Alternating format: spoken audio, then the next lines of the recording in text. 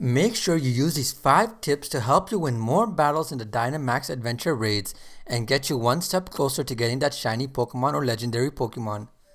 There are several ways to increase your chances of winning in the Dynamax Adventure raids in Pokemon Sword and Shield, the Crown Tundra, and they are very important to know because the first step in getting a shiny Pokemon in the Adventure Den is to defeat it, right?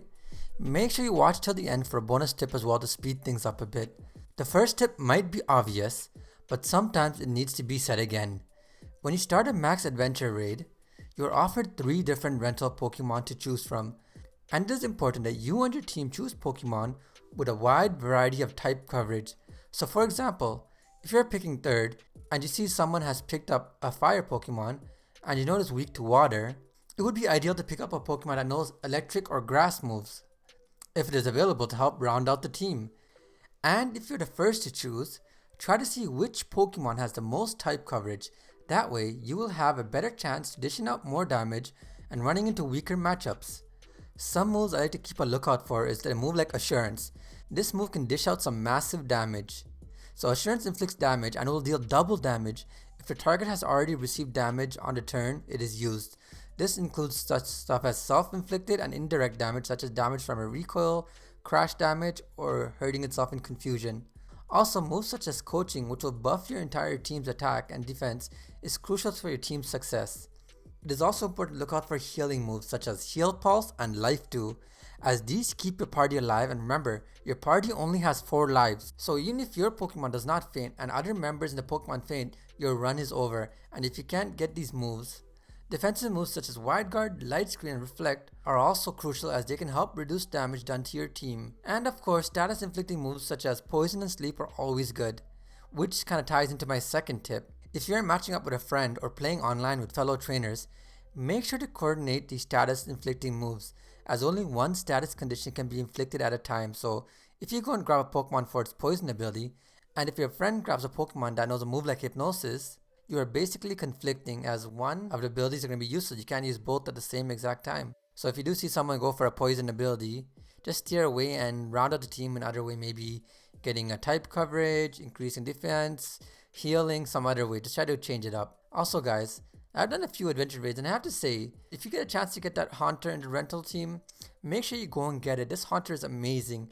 It's so fast and it just puts Pokemon straight to sleep, and in doing so, you can beat up on the Pokemon and without taking any damage to you or your team.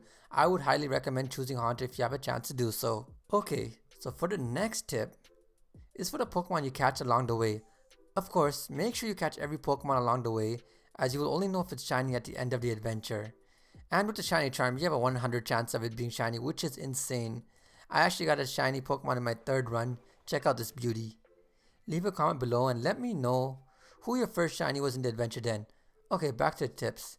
So, when you catch a new Pokemon, I know it's exciting and you want to switch out your Pokemon right away for a new toy. But wait, sometimes someone else in your party might need this new toy more than you. Trainers can't heal as they progress through the Max Adventure Den unless they run into some berries.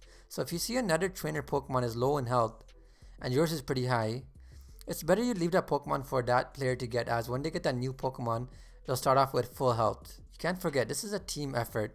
If fellow members' Pokemon faint, it also affects you as well. You want to do everything as possible to keep your party healthy. Spread that good karma. Also, if you like this video in the next 10 seconds, the Pokemon gods will increase your chance in finding a shiny. Just kidding guys, I would appreciate if you did like this video as it goes a long way. This gets the video out to more people and helps me reach my goal of hitting 1,000 subs before the end of the year.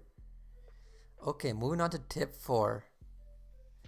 When seeing the preview of the map, pay super close attention to the routes and where the scientist NPC is. If you do run into the scientist on the way, she will give you a Pokemon which is usually a good type matchup against the final legendary. So make sure one of your team members do get this Pokemon, so it'll help you defeat the boss. And this is just another way to beef up your team to be successful. And for the final tip, this also has to do with the little preview you see at the start. At the start, you get to see the typing of the legendary. It might say fire. That means one of the typings of the legendary is guaranteed to be fire.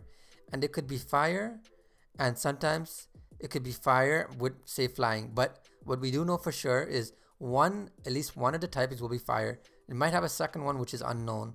So when you do see the preview, look at the rest of the Pokemon in the path and try to take a path which has a Pokemon you can catch, which is a good matchup against the final legendary. So if you do see a water legendary, go on a path which you see a lightning Pokemon, so that way you have a chance to get a good type matchup when going against the final legendary. Okay guys, I hope these tips were helpful, and I have one more bonus tip for those of you who made it this far.